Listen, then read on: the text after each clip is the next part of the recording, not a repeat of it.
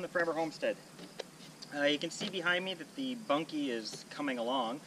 We're about the second week in September. First week, yeah, almost the second week, almost the middle of September. And the temperatures are kind of dropping, especially at night. Daytime temperatures are only like 14, 15 degrees some days. So this week the temperatures have been like in the 20s. And I really want to get the bunkie blow foamed before winter because we hope to be able to use it. We bought this two-part spray foam kit. There's two of these boxes, big propane type cylinders in them. But they have to be sprayed on when both the air temperature, the surface temperature of whatever we're spraying and everything is above 16 degrees. So I've kind of bailed on getting the flooring, the plywood on in the house this week, just so I can get this blow foam. So I've spent the last couple of days getting strapping on and filling holes and cleaning off all the wood and everything, all the dirt and everything off of it. So we're gonna get this spray foam on. I've never done this before, and it doesn't look too difficult. It's just a little intimidating because this kit is like $700. But to get this professionally done, it was going to be like over $2,000. And the company that we called, because we're so far back into the woods here and it's not the best access to get back here, they said they wouldn't be able to, they don't think they'll be able to get their equipment back here. So, we looked at a couple of different options, but I think this is the best way to go. One of the tricks with this blow foam, it's kind of like that great stuff you get in a can. The stuff in a can is what's called open cell. It's good for around doors and windows and stuff like that. This stuff is closed cell, so if you're putting this on at least 2 inches thick, you don't even need a vapor barrier anymore. My plan here, we've got the 1.5 inch strapping, like the 2x4s, and then we have a 3/4 inch strapping on it. So we could probably get it to 2 inch thick. I'm kind of aiming for an inch, inch and a half on the outside of the can. And then once I'm done all the wiring and plumbing and everything on the inside, I plan on either doing more blow foam or even just some pink insulation, like break it down and put it in there. We're not going to be living in it. It'd be nice if it was draft free. There's going to be wood stove and all that in it. One day it'll probably be rentable as kind of a tourist cottage type thing up here. One of the hard things about this stuff is while you're spraying it, if you stop spraying for even 30 seconds, the tip that is on it, these things here, you have to take it off because it starts to cure within 30 seconds.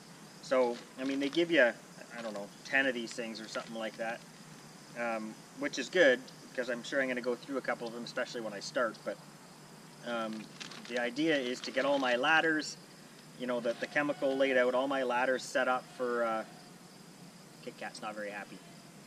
All of my ladders and everything set up, and I'm going to do one side, and then I'll have to stop, move my stuff to the other side, get all set up, change the tip and everything else.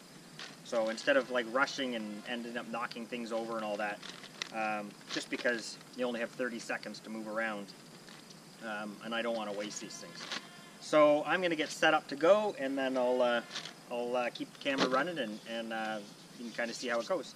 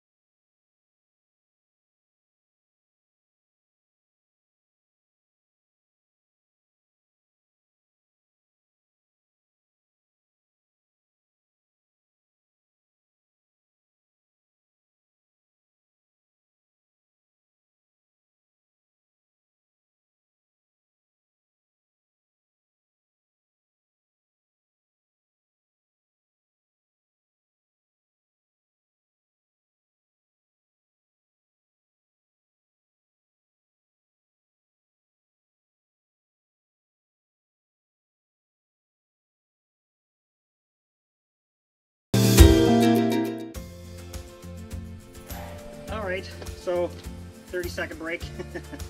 My stuff flipped over. I watched some instructions online on how to do this stuff, but it must have been for a different kit, because this one kind of works differently. On the one online, I can't remember the name of what it was, but it says it kind of fans it out in like an 8-inch fan, and you spray it on. You fill in your border and then spray it on. This system is completely different. It took me a while to figure out what was going on, but I think at one point you saw it, how it all just kind of peeled away from the wall, and it's because it was on way too thick. The idea with this one, now that I'm figuring it out, it looks a little rough at the beginning, and that's because I was trying to do this pass.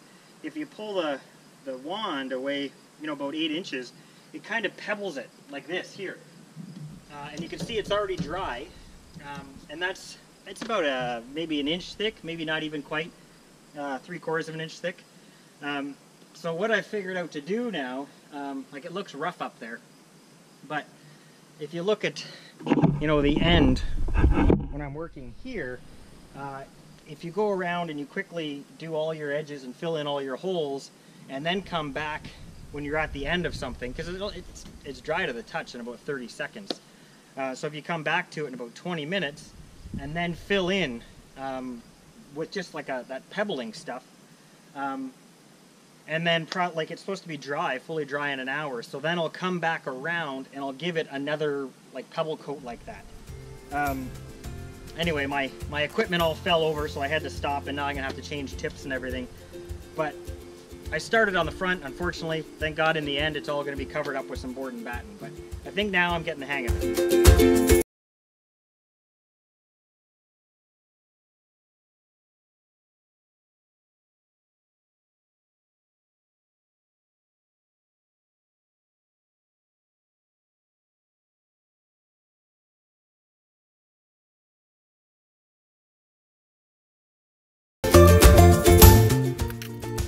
Well, we finished up with the blow foaming. Like I said, there's a bit of a learning curve to it. The front here, I had to go back over a couple of spots and fill in some holes and stuff like that. By the time I was even to the end of the first side here, I really got the hang of it. The back, obviously the finishing of the project, as you can see, it looks the best. Whatever, if I ever do another bunkie, it's going to look great. In the end, it is just blow foam. There's no air gaps. For the most part, we're looking at about an inch, inch and a half thickness on the inside. Once I get the strapping or the studs, the strapping in, I'm going to seal all around all of that so there's no air gaps, and then put a little bit of pink insulation in there as well, just some bad insulation, vapor barrier, and then it'll all be warm. It is a bunkie, it's not a house. So I guess the end result, the estimate I had to have a professional do it was about $2,800. So in the end, I think it probably cost us about $1,400. I do have quite a bit left over, so I'm thinking I'll probably be able to do the inside of the roof and then air seal all around all the studs and everything else. But now that that's done, I've got some wood coming, some old cedar for to clad it all in to stop the sun from hitting it. I've got all of the steel here. This is for a bunch of projects. It's for the roof of this, plus the big deck we're going to put on it. And then some for the goat barn and a few other little buildings here and there. Got to get all that on, start working on the inside. But more about that next time. Until then, have a good one.